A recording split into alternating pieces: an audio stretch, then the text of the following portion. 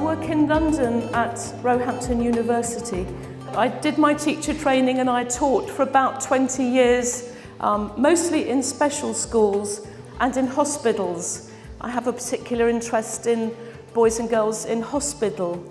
And in England, we have quite a few big children's hospitals where there is a school inside the hospital. And teachers work with the boys and girls on the wards when they're not well, and we liaise with their own schools.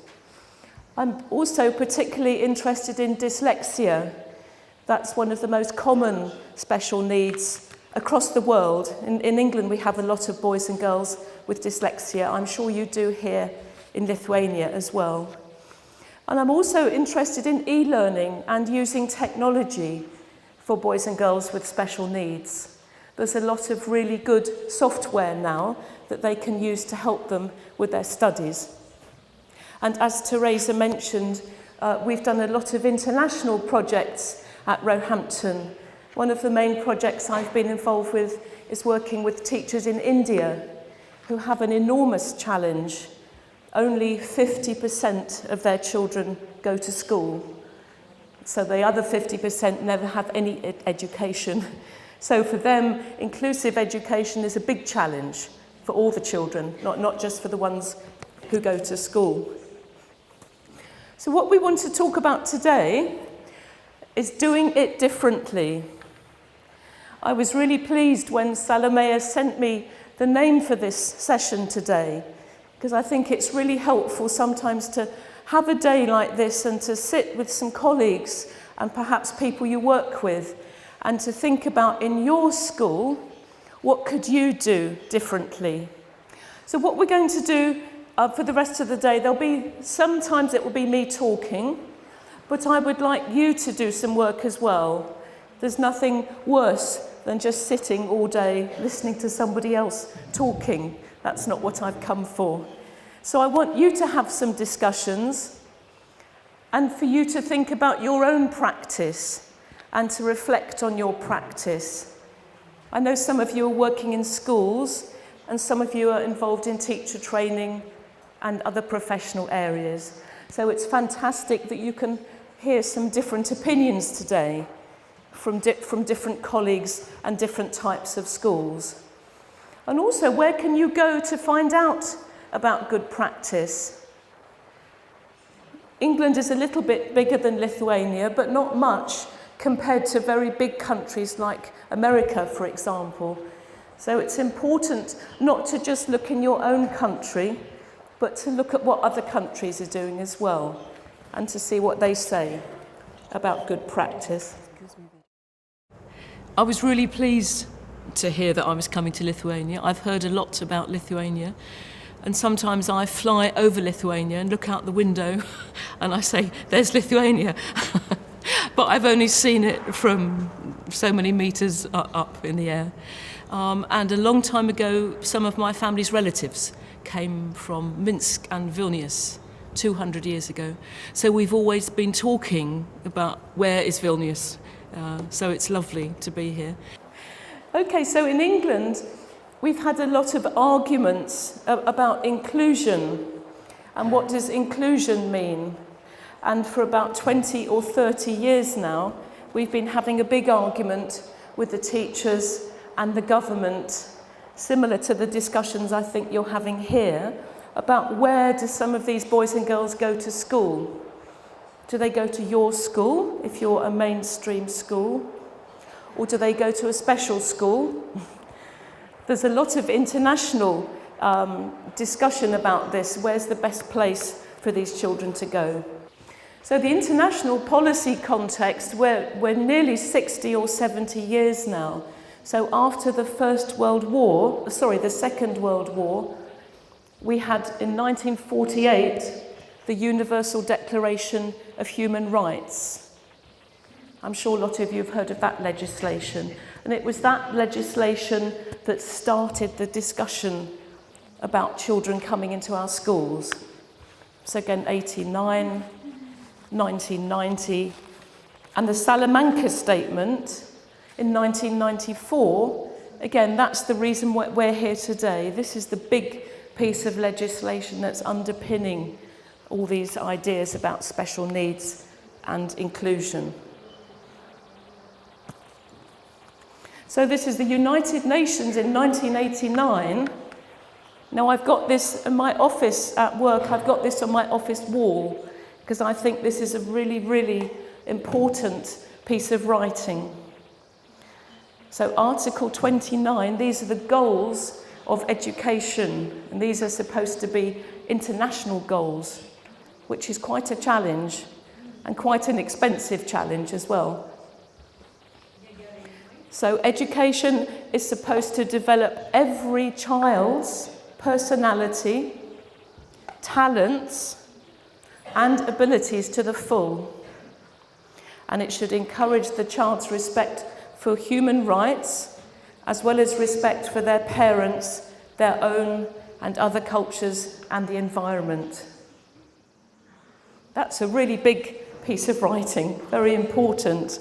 And that's one of the reasons why we're here today as well, to think about how does my school or my college look at this work? How do we think about these things?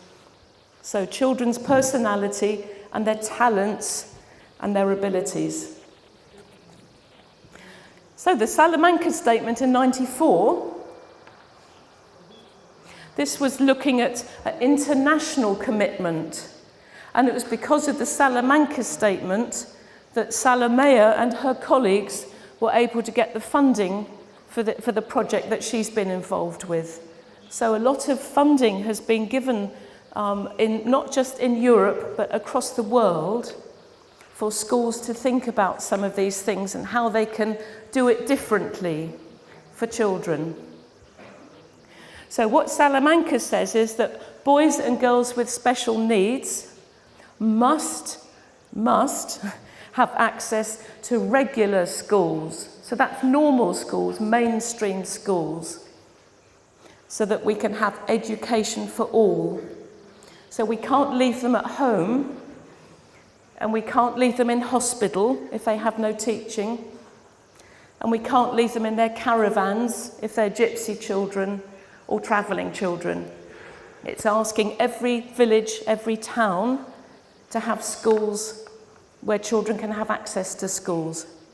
20 years ago, there probably still would have been translation, and there would have been headphone technology.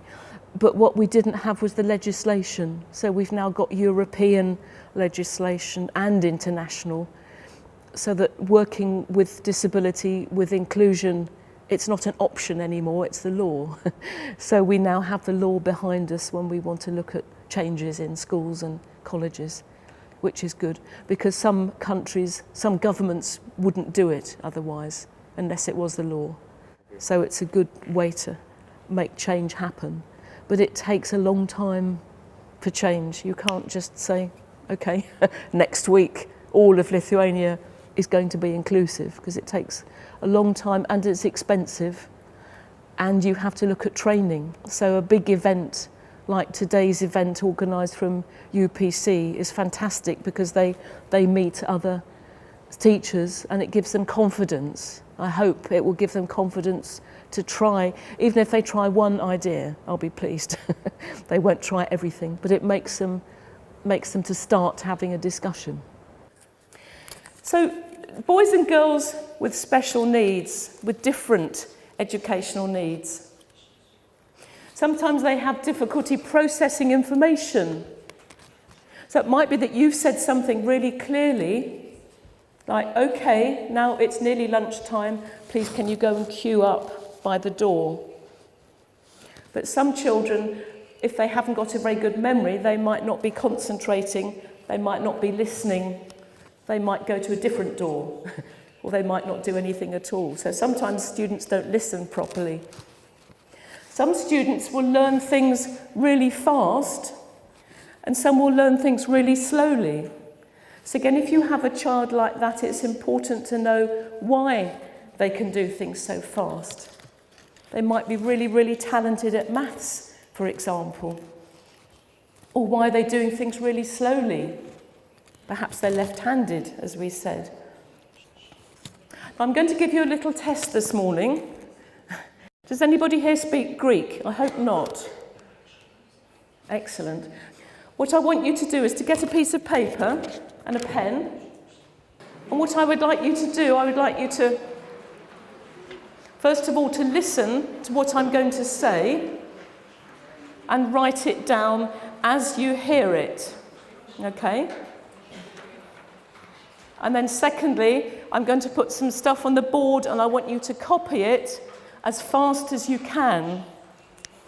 When I was working in schools, I often used to do this. You would put the children's homework on the board or some instructions, and it would be nearly lunchtime or nearly time to go home, and you'd say, come on everybody, please write that down really quickly, and then all the children would be going home, and there'd be 2 or 3 children still sitting there trying to write because they hadn't finished.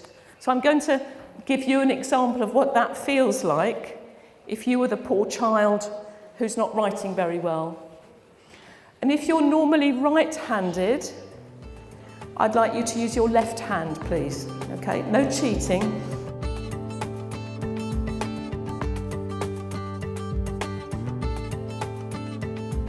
Apie tokias populiarias metodinės dienas tai žinome jau ne pirmą kartą, taip kad kolegos visuomet parsineša labai daug šaunios informacijos ir esam girdėję iš vieno kolegos, kad tai labai šaunūs seminarai, kuriuose būtina dalyvauti, tai brandina mokytoją kaip asmenybę apskritai. Randi tokią informaciją, kad važiuoja užsienio žvaigždės, užsienio ugdymo ekspertai į Lietuvą, tai negali praleistas progos ir tiesiog būtina tą pamatyti. Šitie seminarai yra naudingi todėl, kad jie galbūt nėra dalykinė prasme labai tokie gilūs dalykinė, jie yra tokie labiau platesni bendražmogiškąja prasme.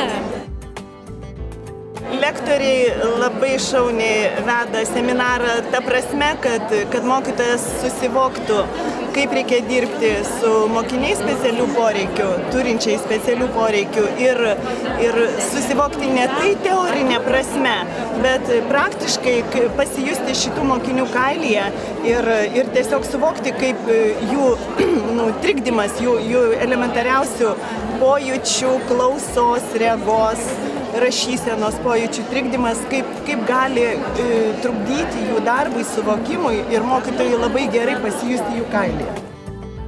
Pavyzdžiui, tokia užduotis, kai reikėjo rašyti tekstą kairę ranką arba nesuprantamą tekstą, iš tikrųjų jautėmės kaip vaikai, kurie galbūt ne visada supranta ar ne visada suspėja parašyti tai, ką sako, rašo mokytojas ant lentos arba mokytojas nori, ir tai padeda iš tikrųjų labiau suprasti ir mokinius klasėje.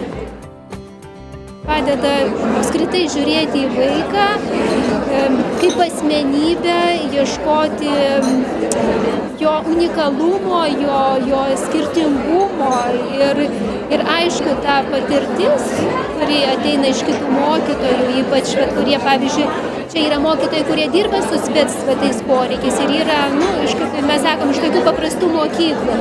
Ir ta patirtis yra labai naudinga, aš manau.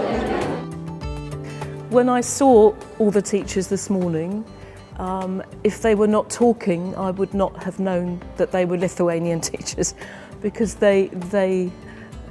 most teachers around the whole world are very committed people, very wanting to work with children that they work with. So it was, to me, this was the same whether it's in Germany or America, England. When you put teachers into small groups with a table and something for discussion, they will always have a good discussion about the children. Ugdymo plėtotės centras yra institucija, kuri yra atsakinga, bet taip pat kuri jai ir rūpi ir kuri domisi, ko reikia pedagogui. Ir atitinkamai dėl to Ugdymo plėtotės centre yra sukoncentruota didžiausios informacija, ko mokytojui reikia. Ir tą informaciją mes stengiamės dalintis.